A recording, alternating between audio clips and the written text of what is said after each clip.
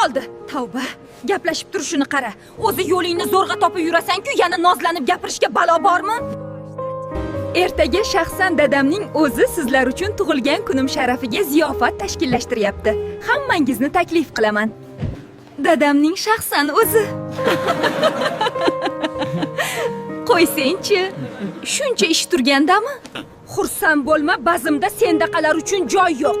Restoran egasi ham senga o'xshagan bechoralarni kiritmasligi aniq. Restoran.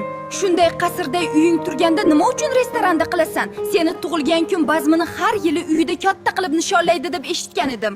Rostdanmi? Uyingga boramizmi? Qanday baxt!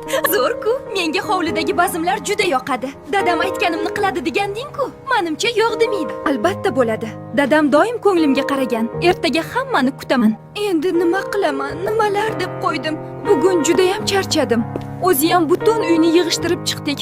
Oyijon, bitta ishni hal qilib berishingiz kerak. Men o'rtoqlarimga tug'ilgan kunimni James Jackni uyida nishonlashga va'da berdim. Siz o'sha yerda ishlaysiz-ku, yordam bering. Nimalar deyapsan sen qiz? Esingni yeganmisan? Shundoq ham qizini shuncha kiyimlarini senga olib kelib turibman. Kiyimlari ko'pligidan yo'qolganini ham sezmaydi. Men hammani taklif qilib bo'ldim. Qiz kerak bo'lsa ko'ndirasiz. Harakat qilaman. Lekin uyiga kirgizmasligi aniq. Mariya tug'ilgan kunga taklif qildi.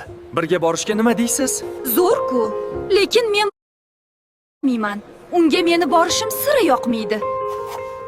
Nimani ovozi? Bayram bo'lyaptimi? Qiziq, bazm yo'q edi. Xo'jayin ruxsat berdilar. Ishchilarimizdan biri bazm qilyapti.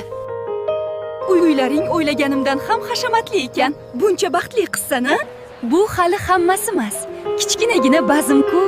Katta ziyofatlarda qatnashsangiz bormi?